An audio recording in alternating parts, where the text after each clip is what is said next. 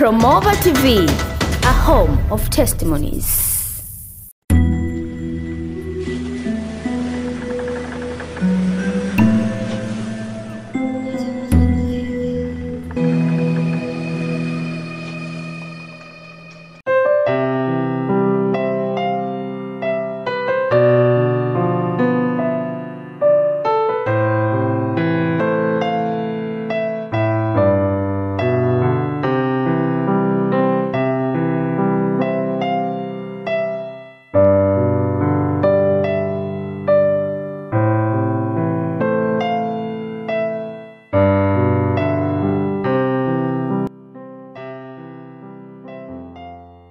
Karibu katika mwendelezo. Huu ni mwendelezo wa ushuhuda wake mtumishi wa Mungu Moses Lushiku kutoka huko nchini Kongo. Na hii ni sehemu ya 4. Msimuliaji wako, jina langu ni Jacktan Msafiri. Unaweza kunifuatilia pia kwenye mtandao wa Facebook, Instagram pamoja na TikTok. Jina ni hilo hilo, Jacktan Msafiri.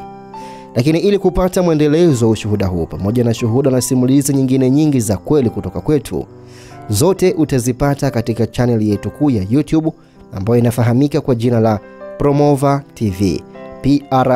P-R-O-M-O-V-E-R, Promova TV.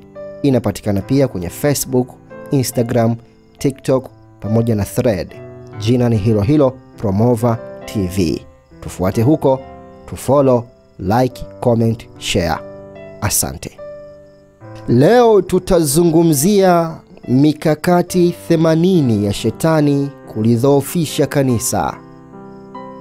Karibu sana na ubarikiwe unapofuatilia. Kisha shetani akaanza kuwahutubia wasaidizi wake kwa kiburi. Akawaambia washirika, nimewakusanya leo kwa sababu tuna mpinzani. Nilimsikia akisema anataka kuokoa ubinadamu. Ndio maana nimewakusanya leo ili tuzuie hilo lisitokee. Leo nitatoa mikakati michache ili kuwafanya wafuasi wake wawe dhaifu na wanyonge ili ufalme wetu ukue duniani. Kisha Lucifer akaanza kuhesabu na kufafanua mikakati yake ambayo ilikuwa jumla ya pointi 80. Ibilisi alifichua mkakati wa kwanza ambao aliuita chanjo au sheria ya kurudia na kupinga. Alisema kupitia mkakati huu tutaweka sheria katika maisha ya Wakristo waliozaliwa mara ya pili. Kimsingi wafuasi wa Yesu Kristo wana pete ing'aayo ya moto juu ya vichwa vyao, na mzunguko huu wa moto juu ya vichwa vyao unaweza kuharibu, inaweza kututenganisha. Kwa hivyo nataka kusisitiza kwamba hupaswi kuwa karibu na Wakristo mradi tu pete yao ya moto inang'aa na kuwaka. Lazima awali tuzime moto wa pete hiyo ya mwanga kabla ya kuwashirikisha kwa hofu ya kushindwa. Ieleweke, ukija kuripoti baada ya kuharibu kwa sababu ya pete ya moto, nitabaki sina namna ila kukuangamiza. Usikaribie Wakristo maadamu moto wao unawaka na kuwaka. Lazima wachunguze na kuwafuatilia kabla ya kuchukua hatua zozote. Kwa upande mwingine, itakuwa dhahiri kwamba wakati watu hawa wakifanya dhambi, pete ya moto ya mwanga itazimika. Nuru yao ingezimwa kama tokeo la dhambi. Ni kwa njia hii tu kwamba watakuwa hatarini. Kwa kweli, dhamira yako ni kuwafanya Wakristo waliozaliwa mara ya pili watende dhambi ili kuzima pete yao ya moto na mwanga juu ya vichwa vyao. Ndugu zangu waamini wapendwa, kuna pete ya moto juu ya kichwa cha kila Mkristo aliyezaliwa mara ya pili, ambayo ni nishati ya umeme inayojizalisha ya Mungu. Biblia inasema ninyi ni nuru ya ulimwengu kwenye Mathayo 5:14. Mkristo amejaa nguvu za kiungu na za umeme na chaji ya umeme kutoka kwa Mungu zinazoendelea kwenye mfumo wake wote. Ndiyo maana pepo hangemkaribia Mkristo. Kisha shetani akawaambia wasaidizi, lazima mtumie njia ya udukuzi na ufuatiliaji. Ninawaamuru kuangalia wao na familia zao ili kuweka mfumo wa ufuatiliaji karibu na Wakristo waliozaliwa mara ya pili. Usifanye chochote dhidi yao kabla ya kuweka mfumo wa ufuatiliaji na udukuzi, na watakapotenda dhambi utaona kwamba mwanga wao na moto unaotoka kwenye pete ya mwanga na mzunguko wa moto utazimika. Wakati Mkristo aliyezaliwa mara ya pili atakapotenda dhambi, utaripoti, kwa sababu huu ndio wakati mzuri zaidi wa kushambulia. Kwa msingi huu unapaswa kuelewa kwamba dhambi ni injili yetu na dhambi itakuwa injili yetu. Dhambi ni njia ambayo kwayo mwali mkali wa mwamini huzima. Na nikamwona shetani akimwagiza pepo wake atoe taarifa kwake kila Mkristo anapotenda dhambi, maana huo ni wakati muhimu wa kumpiga. Nimekuja leo kuwasihi ninyi wa Kristo, muweke mwali wenu ung'ae kila mara. Kila Mkristo aliyezaliwa kwa mara ya pili ana jukumu la kuiwasha pete yake ya moto. Biblia inasema Yohana alikuwa taa iwakayo na kung'aa, nanyi mlikuwa tayari kufurahi kwa muda katika nuru yake. Yohana 5:35.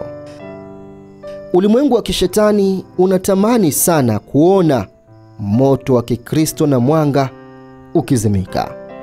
Hawawezi kufanya lolote dhidi ya waumini maadamu pete ya moto itawaka na kuangaza.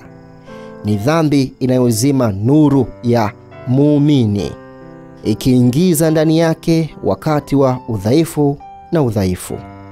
Baada ya kueleza mkakati huo, nilimwona shetani akiwaita mapepo 8 wasonge mbele, akawapa sindano. Ibilisi akawaambia, kila wakati Mkristo aliyezaliwa mara ya pili anapokamatwa katika kutenda dhambi, mtaingiza chanjo hii itwayo sheria ya kupinga na kurudia ndani yake. Mkristo anapokamatwa katika dhambi, utamzunguka na utaomba, unaposali sala hii, nitakuja kwa kasi ya umeme na nitaingia kwenye mwili wa muumini huyu na nitamchanja kwa sheria ya kupinga na kurudia. Matokeo yake ataanguka mara kwa mara katika dhambi hiyo hiyo, licha ya kufunga kwake, licha ya uamuzi wake wa kuacha dhambi yake. Mwathiriwa ataanguka daima katika dhambi hiyo hiyo kwa sababu amechanjwa na sheria ya kurudia.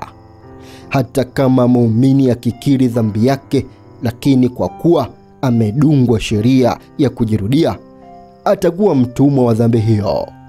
Atarudia dhambi hiyo tena na tena, licha ya kujuta kwake, licha ya utashi wake wa kufunga na kuazimia kwake. Kila atendaye dhambi ni mtumwa wa dhambi. Imeandikwa kwenye Yohana sura ya 8 mstari wa 34. Kisha Ibilisi akawaambia pepo 8 waliokuwa wamesimama mbele yake, baada ya kumchanja yule aliyeathiriwa nanyi 7, mtamwacha, lakini mtakaa na kukaa karibu na aliyeuawa. Utamfuatilia na kumchunguza Mkristo huyu endapo mwamini huyu anahisi hatia na anadhihirisha nia ya kutubu na kuacha dhambi yake inayojirudia. Ninaamuru pepo aliyemzunguka kwa ajili ya kumfuatilia awaite mapepo wengine 7. Mara watakapokuunganisha wewe, nawe utaniita mimi katika sala hii ifuatayo: Bwana mkuu, huyu ndiye mhasiriwa wako ambaye anataka kuasi kutoka kwako na kutoroka utumwa wako. Wakati huo nitashuka kwa kasi ya umeme, nitaingia kwenye mwili wake ili kutikisa chanjo ndani yake. Matokeo yake, mwathirika atadhoofika na atakuwa na mwelekeo wa kurudi kwenye dhambi hiyo licha ya nia yake ya kutoroka. Kisha nikaona kioo kwenye mimbari ya Shetani. Ibilisi alifanya maombi ya uzushi. Matokeo yake, kioo hiki kilizidishwa.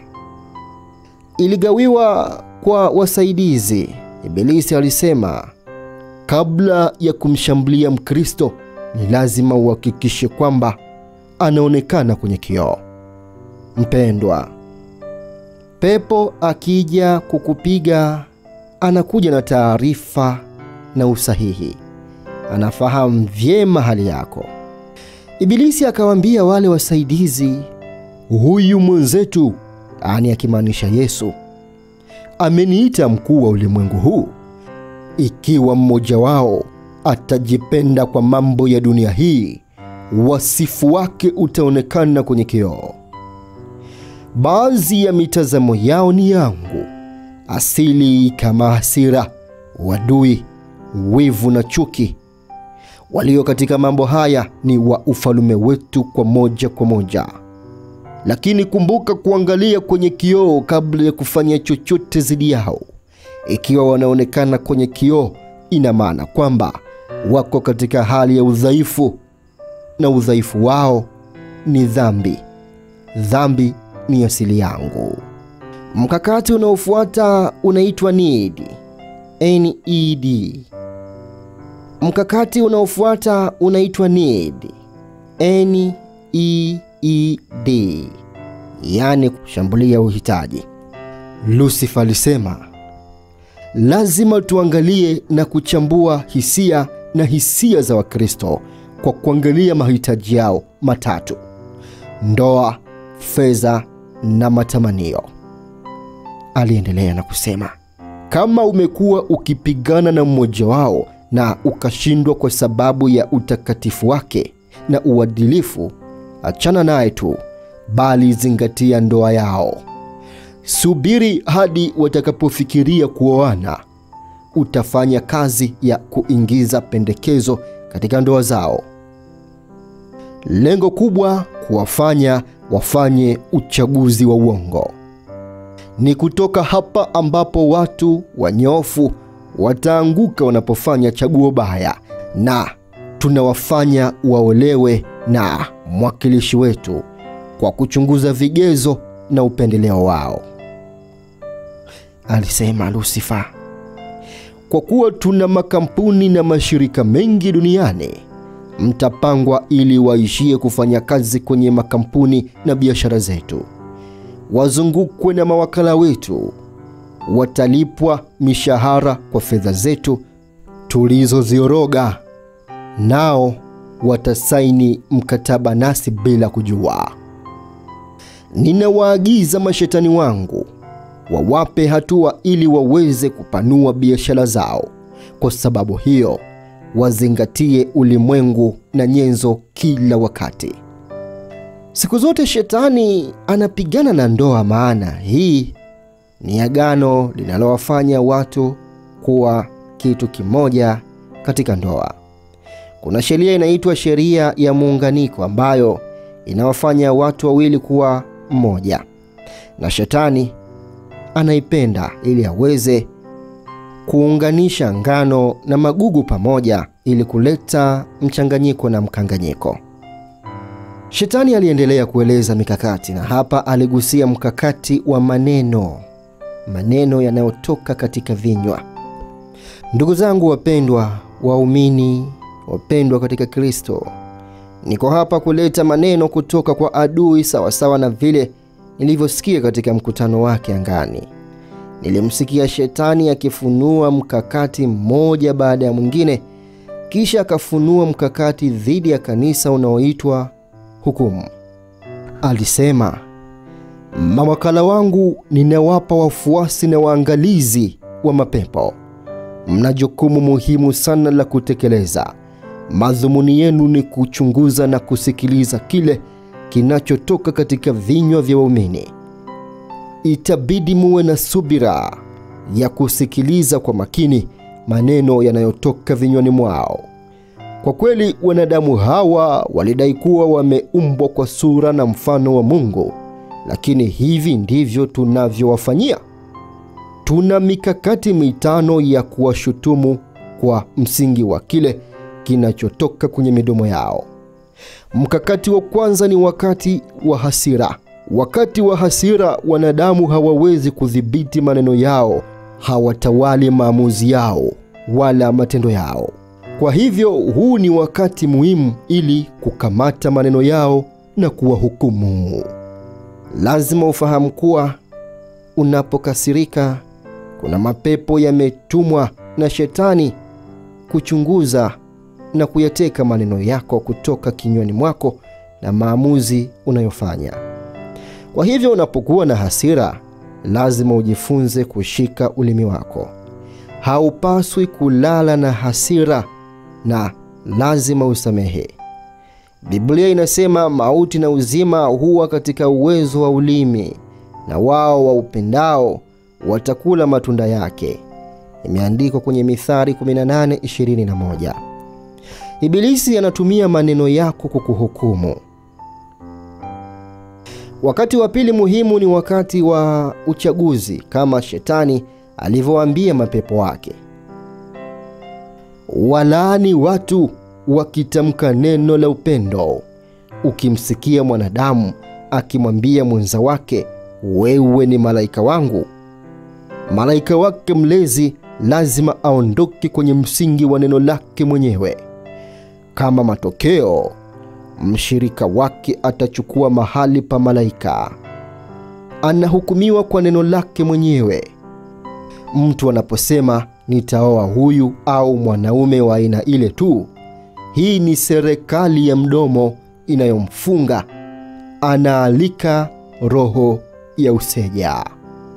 Mpendwa, watu wanajifunga wenyewe katika maagano kupitia maneno yanayosemwa kutoka kwa vinywa vyao.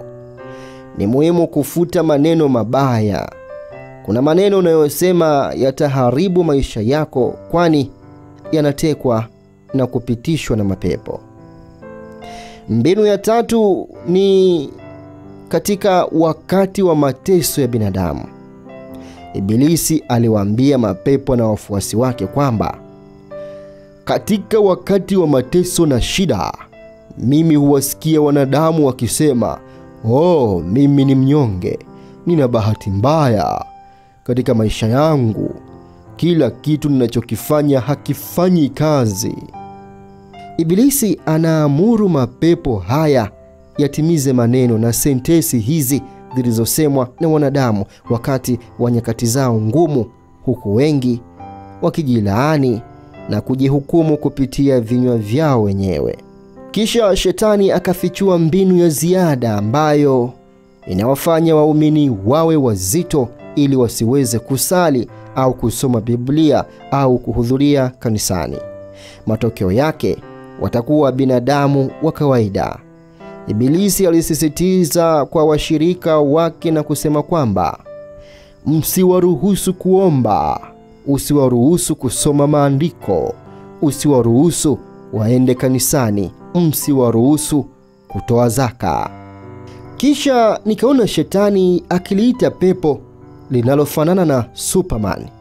Pepo huyu alikuwa amevaa nguo nyekundu na blue kama vile anavyoonekana Superman, lakini Shetani alimuita kuwa ni mtu wa juu zaidi. Akamwambia, nimekuchagua uwatembelee wa Kristo nyumbani katika siku za ibada yao na siku ya kanisa. Ni lazima ujulishwe kuhusu programu yao ya kanisa saa 5 kabla ya kuanza. Utawapulizia moshi wa hudhurungi. Matokeo yake watakuwa wazito na watahisi kutoenda kanisani. Watajihisi vibaya. Ibilisi akamwambia, piga moshi wako wa bluu hata kwenye magari yao. Matokeo yake, kuhairisha kutatokea. Watatafuta uhalali wa kutohudhuria kanisani na watakuwa nao. Lucifer alimwambia yule mwenye nguvu zaidi ya binadamu, utahama kutoka nyumba moja ya Kikristo hadi nyingine na utapuliza moshi wako wa samawati. Matokeo yake, kutakuwa na kuhairisha mambo. Kwa sababu hiyo, hawataweza kuomba hata kama watajitahidi sana. Ndivyo ilivyo katika usomaji wa Biblia. Watakuwa na hisia ya kufanya kitu cha kupumzika badala ya kwenda kanisani. Kisha Shetani akafunua mkakati mwingine unaoitwa jina. Ibilisi alisema, tutatumia majina ya watu kama nyenzo ya kuwaangamiza ili kuwamaliza. Ni wazi kwamba Shetani siku zote anatafuta njia ya kuharibu binadamu, na aliwaambia mapepo, mtahakikisha kwamba maisha yao yamekuwa majina yao. Mpendwa, katika Biblia, Mungu alipowaita watu alibadilisha majina yao. Ikiwa huna jina chanya, ni bora ulibadilisha sasa. Biblia inasema katika Mwanzo 32:28, jina lako hutaitwa tena Yakobo bali Israeli. Nilimsikia Shetani akisema roho ya homonym. Maneno haya yana sauti sawa, lakini yana maana tofauti. Yanaandikwa pia hominin, maana yake wanadamu wote. Maneno ya homonym ni popo ama chombo kinachotumika kugonga mpira, lakini pia maana nyingine ni mamalia anayeruka usiku angani, anang'aa, mwerevu sana au mwenye akili. Lakini pia tafsiri nyingine ni aliyejazwa na mviringo mwepesi, akiwa katika umbo la duara, ama wakati mwingine pia maana yake ni tangazo la duka. Suala la pili kuhusu jina ni kwamba unapojiita mwenyewe ama mtoto wako kwa jina la mwanafamilia au rafiki, asili ya mtu huyo inaweza kuhamishiwa kwako au kwa mtoto wako kupitia njia ya jina. Na kuna haya mapepo ama wafuasi na waangalizi, kazi yao ni kwamba kila jina lako linapoitwa lazima wakubadilishe kuwa jina lako. Kila jina lako linapoitwa watapata maana ya jina hilo kutokea na kutimiza maishani mwako ili uwe jina lako. Ibilisi alitangaza mkakati mwingine unaoitwa bidhaa za urembo na usafi. Nilimwona Shetani akiamuru mapepo 30 yarudi chini ya bahari, na wakati pepo hawa 30 walipokuwa wakitoka kwenye ukumbi wa mviringo, walielekea chini ya maji. Malaika mkuu Mikaeli aliniamuru niwafuate.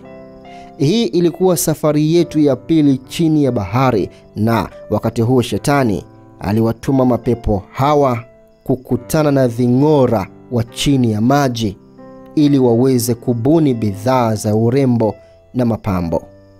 Ving'ora hawa ama wanaitwa nguva wa baharini, samaki watu wa baharini. Wakati tunatoka kwenye ukumbi ule, Shetani alikatisha mkutano ili kusubiri kikosi cha mashetani 30 warudishe bidhaa za urembo. Tulipofika chini ya maji, ni kama malkia huyu wa bahari, nguva huyu chini ya maji, na mungu wa kike Lamaze, ambaye ni kama alijua tayari Lucifer anataka nini. Pia angeweza kusoma mawazo ya mapepo haya. Kwa hakika, kila wakati Shetani anapofikiria jambo fulani, anaweza kuhamisha mawazo yake haraka kwa mshirika wake. Ibilisi ana mtandao unaomruhusu kuingiza mawazo kwa wafuasi wake. Yesu alipomwambia Petro, "Nenda nyuma yangu Shetani," alikuwa akishughulika na wazo kutoka kwa Ibilisi ambalo alilihamisha akilini mwa Petro. Hivyo ndivyo Shetani anavyofanya kazi. Niliona mapepo ya kila aina chini ya bahari. Niliona malkia hawa chini ya bahari ambao walikuwa wanawake wazuri sana. Walikuwa warembo sana, kana kwamba walikuwa wakibadilisha sura. Nakumbuka majina yao kama vile Alice, Jacqueline, Solange, Lily, Liliane, Juliet. Kisha nikamwona bibi yao mkubwa, malkia wa pwani, akiugeuza mchanga chini ya maji na kufanya kuwa bidhaa za urembo. Niliona poda, lipstick, losheni, sabuni na vingine vingi. Kulikuwa na tani za bidhaa hizi za urembo. Niliona kiumbe mmoja anayeitwa Juliet akichapisha jina lake na kuliweka kwenye moja ya sabuni.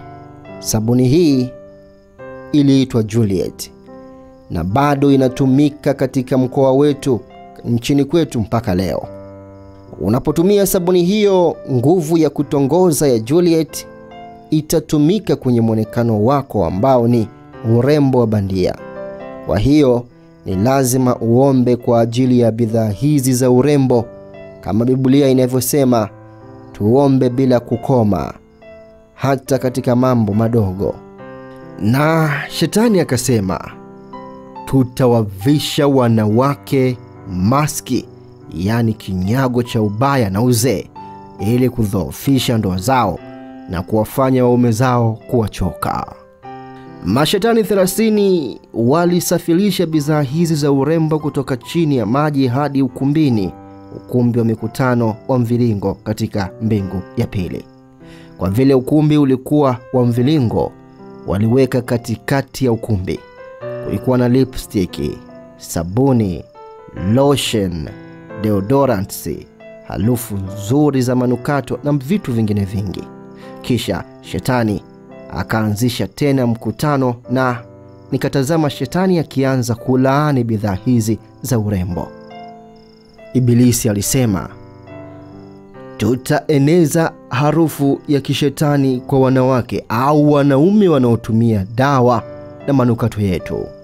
Mara tu jasho lao likichanganyikana na dawa zetu za kuondoa harufu mbaya, watanuka kama baadhi ya mapepo yetu.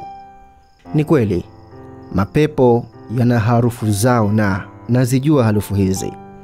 Baadhi ya mapepo wananuka mchanganyiko wa deodorants na jasho.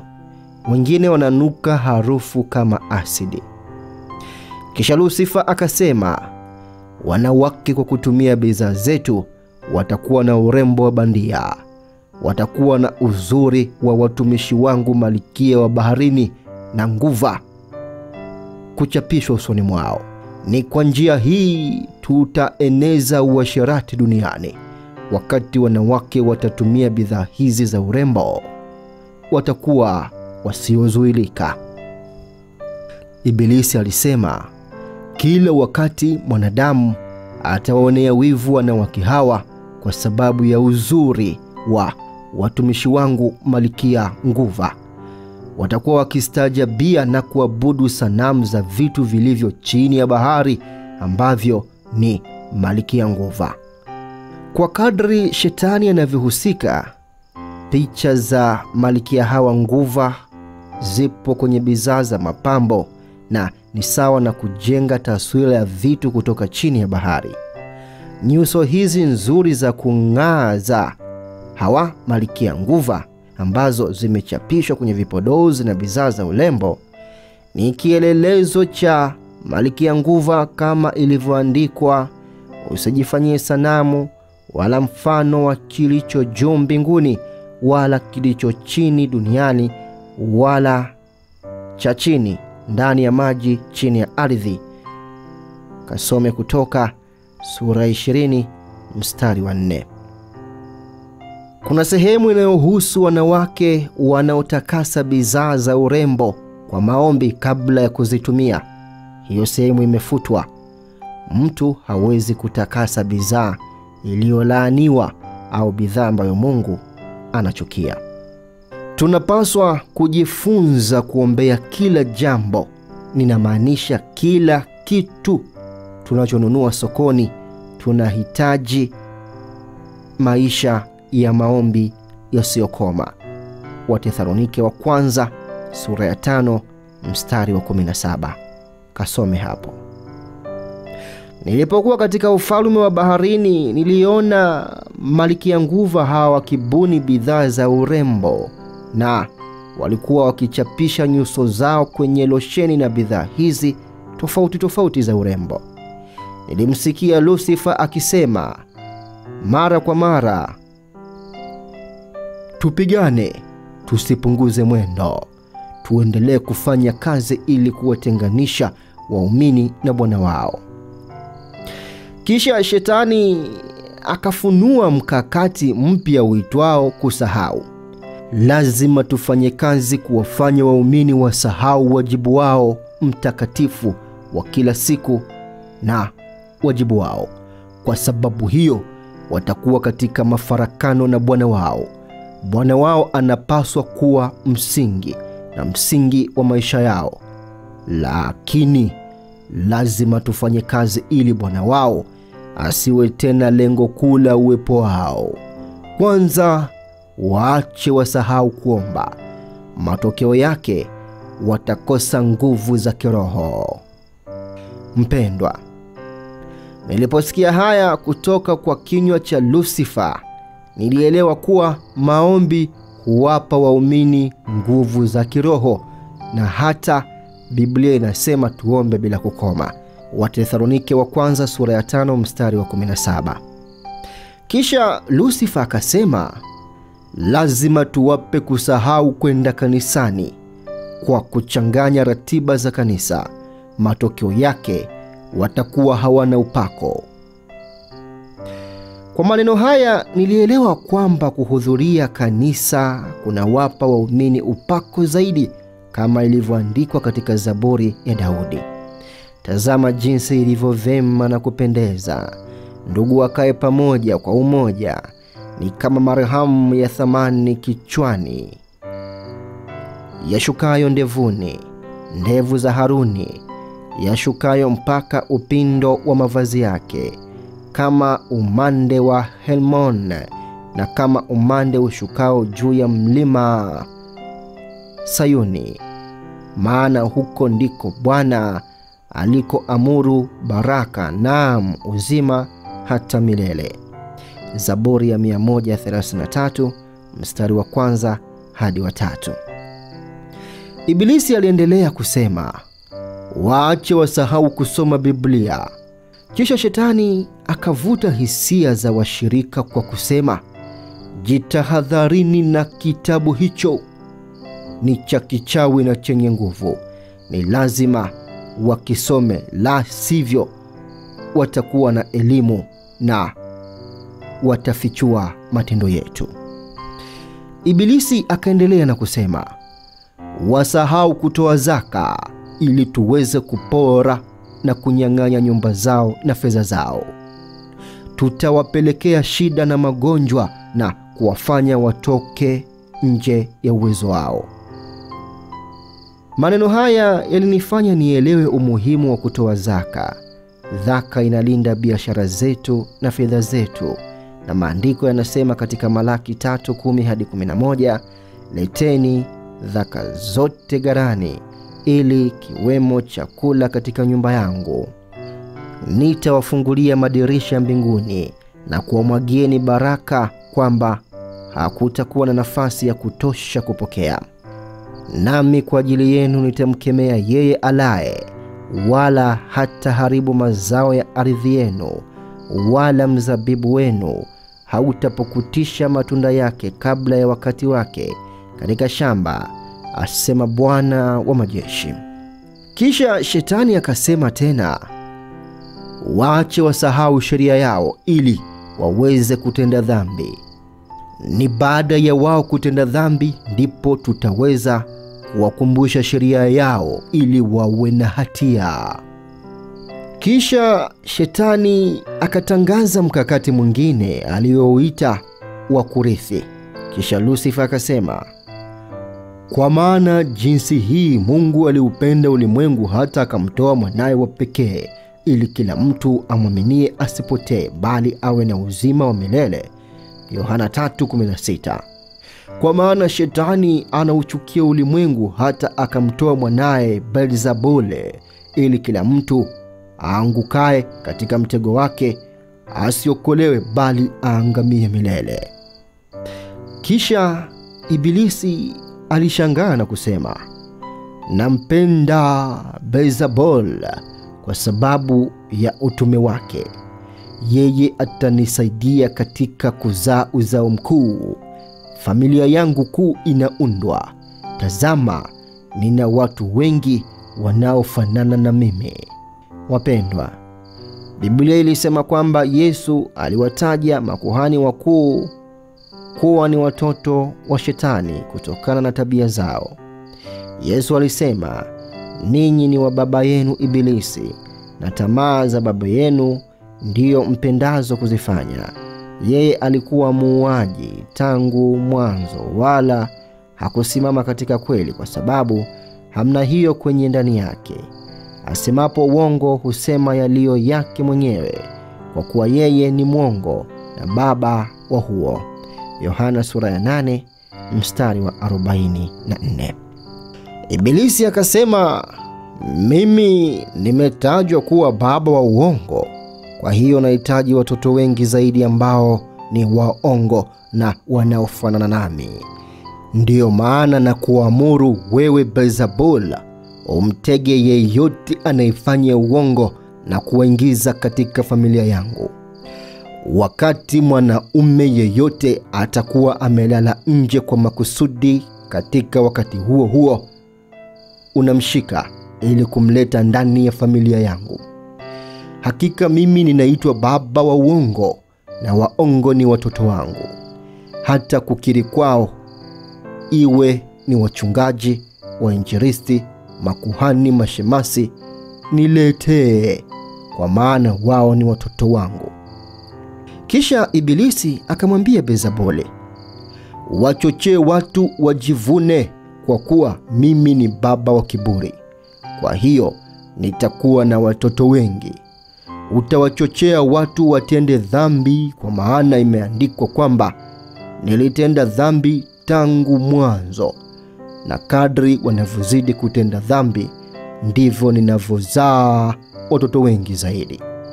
Beelzebul, siku zote nimekuwa nikichukuliwa kama mpinzani na adui. Kwa hivyo utahakikisha kwamba ulimwengu wote uko katika dhambi, ili wawe wapinzani na maadui wa Mungu, na kadri wanavyofanya dhambi ndivyo ninavyozidi kuwa na watoto. Beelzebul lazima walidharau kanisa na maombi. Lazima wadharau watu wa Mungu, wadharau vitu vitakatifu, wapinge mapokeo na maadili ya Biblia. Wanapaswa kudhalilisha Ukristo. Ibilisi alisema, wewe Beelzebul, waziri mkuu wangu, nilikuamuru upigane na neno linalohubiriwa katika makanisa ulimwenguni kote. Kwa kweli Lucifer ana serikali yake ya kimataifa, na Beelzebul ni waziri mkuu wa serikali yake ya kimataifa. Ibilisi alimwambia Beelzebul, neno linalohubiriwa katika makanisa ulimwenguni pote lisiwe na ufunuo. Mahubiri yao yawe ya bila kujenga. Wahubiri hawa wapoteze moto na upako wao. Waache wawe na mipaka, wajikite kwenye miujiza. Waache wazingatie ushawishi, waache wazingatie mambo ya kuvutia. Mpendwa, Shetani anataka kanisa lizingatie mambo ya kidunia na mambo ya muda. Kisha Lusifa akasema, imeandikwa katika maandiko yao na sheria zao kwamba neno lako ni taa ya miguu yangu na mwanga wa njia yangu. Na wakati ambapo neno la ufunuo ambalo ni nuru litabadilishwa na vifaa na vitu vya nyenzo, basi tutakuwako. Kusiwe na nuru tena katika makanisa haya, bali kutakuwa na giza, na matokeo kanisa litakuwa sinagogi langu. Ikiwa wangeendelea kusema neno la Bwana wao ambalo limeniita chapa ya mfalme wa giza, itakuwa kama laana katika makanisa haya, kwani nitakuwa mkuu wa makanisa haya yaliyo gizani kwa sababu ya neno potovu linalohubiriwa huko. Ibilisi alimwambia Bezabul, lazima uwakandamize viongozi wao na wahubiri wao kifedha ili wakose mahitaji ya kimsingi. Matokeo yake watakuwa wameelemewa na matatizo na vikwazo. Wataelekeza mawazo yao juu ya jinsi ya kuishi badala ya kutumia muda wao kwenye neno na maombi. Makanisa yanapaswa kujipanga ili kusaidia huduma, ili mchungaji aweze kulishughulikia neno, ili kumwepusha kufanya kazi na kujitunza. Kisha Shetani akasema, tuwaelekeze wake za wachungaji ili kusiwe na maelewano katika nyumba zao. Matokeo yake mchungaji atakuwa ameshuka moyo kwa dhiki na magonjwa. Ibilisi alisema, tufanye kazi ili tuwapeleke wanawake kwa wachungaji hawa ili wafanye uasherati. Kama matokeo watakuwa wanadamu wa kawaida na wa kimwili, na itakuwa kushindwa kwa kanisa. Ikimbieni zinaa. Kila dhambi aitendayo mwanadamu ni nje ya mwili wake, lakini yeye afanyaye zinaa hutenda dhambi juu ya mwili wake mwenyewe. Wakorintho wa kwanza sura ya 6 mstari wa 18. Ibilisi alifunua mkakati unaoitwa uchawi. Alisema lengo la mkakati huu ni kukusanya taarifa za waumini. Tutafanya kazi kupitia sekta mbili. Kwanza tutatumia wanyama kama chombo, kisha tutatumia vitu vya sanaa. Kuhusu wanyama, tutatumia wanyama wa kufugwa karibu na wanadamu kama mbwa na paka. Tutatumia mbwa na paka kama kamera ili kupata habari kuhusu waumini hawa. Wanyama hawa wataingizwa kwenye mawasiliano ya roho na watakuwa vyombo vyetu. Lazima nisisitize kwamba wanyama hawana roho, lakini miili yao inaweza kutumika kama vyombo au vyombo vya roho za wanadamu na roho za kishetani. Lusifa alisema tutatumia sanamu kama vyombo. Kwa kweli sanamu nyingi na uwakilishi wa sanamu za mabwana wa wachawi na roho za mabwana hawa hukaa ndani ya sanamu hizi, na watu wanaonunua vitu hivi na kupeleka nyumbani watakuwa chini ya ushawishi wa mizimu. Kukaa katika vitu hivi vya sanaa, wachawi wanataka kuingia ndani ya nyumba yako kupitia kitu kama hiki cha sanaa, sanamu. Mabwana hawa wa kiroho wapo maradufu na hutuma sehemu ya roho yao kwenye sanamu, na watu wanaponunua sanamu hizi wanaleta uwepo wa kigeni katika nyumba zao. Wageni hawa wanawakilishwa kupitia sanamu na wanatazama na kukusanya habari kukuhusu.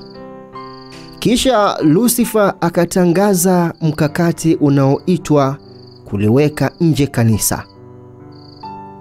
Lusifa alihutubia ukumbi na kusema, hii ndiyo tume ninayowapa ninyi wachawi.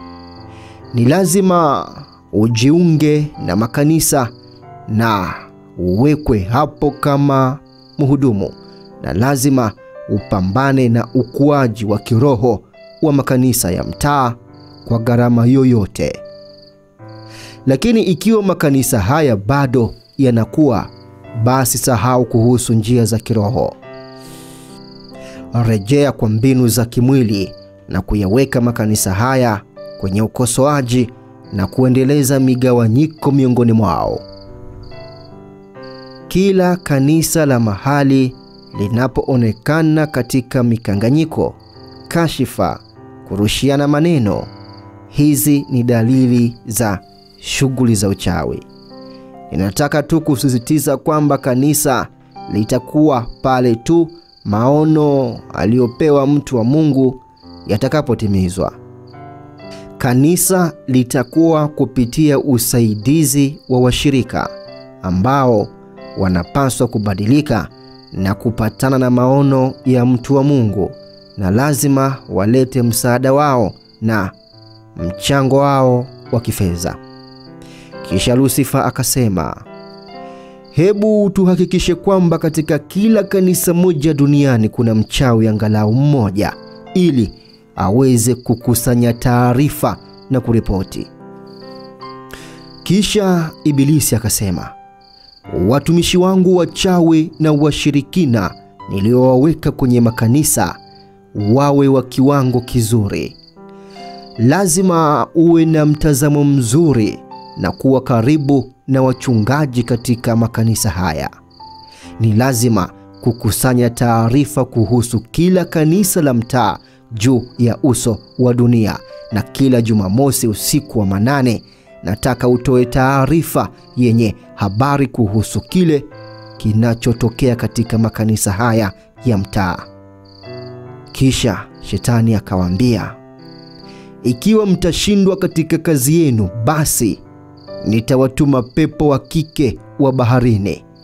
Watahamia juu ya uso wa dunia na watachukua sura ya kibinadamu na watajiunga na makanisa haya. Watafanya kazi huko. Ibilisi alisisitiza, lazima muwe wa kudumu katika vifaa hivi vya makanisa. Dhamira yenu ni kuleta usumbufu kupitia vicheko vya mazungumzo na ucheshi wa kijamii na uasherati. Ni lazima muamke mapema kabla ya maombi yao na kuroga mahali pa kusalia ili waombaji wawe wazito na kushindwa kuomba kwa ufanisi. Ibilisi alisema, kwa wachawi inatosha kuroga vifaa vya kanisa. Unahitaji tu kubadilisha wadudu na kupiga moshi wa udhulungi ili kubadilisha anga katika vifaa vya kanisa na chumba cha maombi. Matokeo yake, kila mtu atakuwa mzito wakati wa maombi. Kisha Ibilisi akawaambia washirika wake, lazima wapinge mahubiri na mafundisho ya ufunuo. Neema ya Bwana Yesu Kristo na iwe pamoja nanyi. Amina. Na tutaishia hapo katika siku ya leo. Tafadhali usikose mwendelezo wa ushuhuda huu. Usikose sehemu inayofuata ya ushuhuda wake mtumishi wa Mungu Mchungaji Moses Lushikwa huko nchini Kongo, ambapo tutaendelea kuzungumza kuhusu ripoti ya pili kuhusu mkutano wa miezi 4 katika ukumbi wa mbingu ya pili. Amri 10 za Shetani utazifahamu. Usikose mwendelezo. Mimi msimuliaji wako katika ushuhuda huu, jina langu ni Jacktan Msafiri. Unaweza pia kunifuatilia kwenye Facebook, Instagram pamoja na TikTok kwa jina hilo hilo la Jacktan Msafiri. Mhariri wa sauti katika ushuhuda huu ni Eric Audax. Lakini ili kupata mwendelezo wa ushuhuda huu pamoja na shuhuda na simulizi nyingine nyingi za kweli kutoka kwetu, tafadhali tembelea channel yetu ya YouTube ambayo inafahamika kwa jina la Promova TV. PROMOVER. Promova TV. Inapatikana pia kwenye Facebook, Instagram, TikTok pamoja na Thread kwa jina hilo hilo la Promova TV. Ukiipata hakikisha una follow, una like, una comment, na hakikisha pia una subscribe. Hakikisha pia unasambaza linki ya ushuhuda huu pamoja na shuhuda nyingine nyingi kwa watu wengine wengi kadri uwezavyo, na utabarikiwa sana. Kwa mawasiliano zaidi, iwapo na wewe una ushuhuda ungependa kusimulia ama una ushuhuda ungependa tusimulie ushuhuda wako, tafadhali wasiliana nasi. Lakini pia kama una maswali, maoni, mapendekezo, unahitaji msaada wa kiroho ama unahitaji kuchangia kutoa sadaka yako ili kuwezesha Promova TV pamoja na kipindi hiki cha ushuhuda, tafadhali tumia nambari hizi: kujumulisha 255 766 294335 au kujumulisha 255 784 074 462.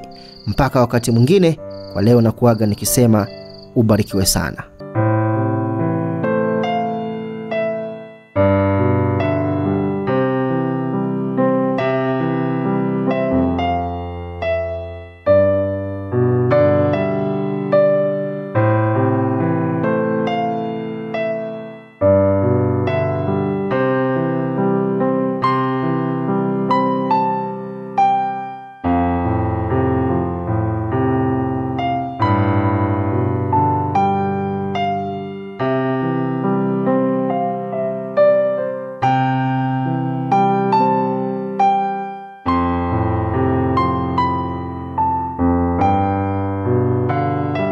Habari njema, Promova TV inakualika ewe mtumishi wa Mungu ambaye ungependa kutoa ushuhuda au mahubiri ili kuwafikia watu wengi zaidi duniani. Wakati ni sasa. Promova TV itakurusha hewani bure katika vipindi vyake vya neno la siku, mkate wa siku, kutoka ibadani, wito wangu na ushuhuda. Nafasi hii ni kwa watumishi wa Mungu wa kweli. Basi wasiliana nasi kwa namba 0766294335 au 0784074462. Fursa hii si ya kuikosa.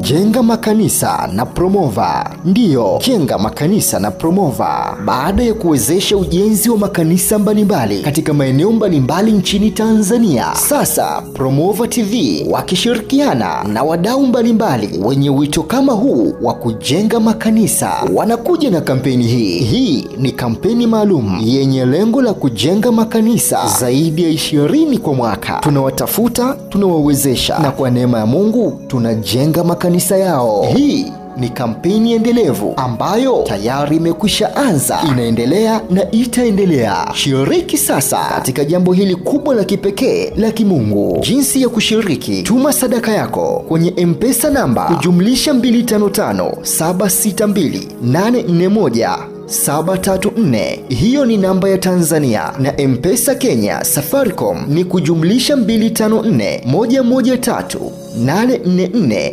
735. Pia unaweza kutuma kupitia Equity Bank akaunti namba 3005111819273. Lakini pia unaweza kutuma sadaka yako kupitia Western Union, MoneyGram, Ria, World Limit, Sendwave na njia nyingine nyingi. Namba zote za simu pamoja na bank, majina ya usajili ni Jackton Arbogasti Msafiri. Tafadhali wasiliana nasi kwa namba tajwa hapo juu kupitia WhatsApp ili kupata maelekezo zaidi. Hakuna kikomo wala kiwango cha sadaka. Toa kadri ya uwezo wako. Na kwa maelezo zaidi kuhusu maendeleo ya kampeni hii, taarifa zote zitaendelea kutolewa kupitia Promova TV inayopatikana YouTube. Asante kwa kushiriki kampeni hii. Jenga makanisa na Promova.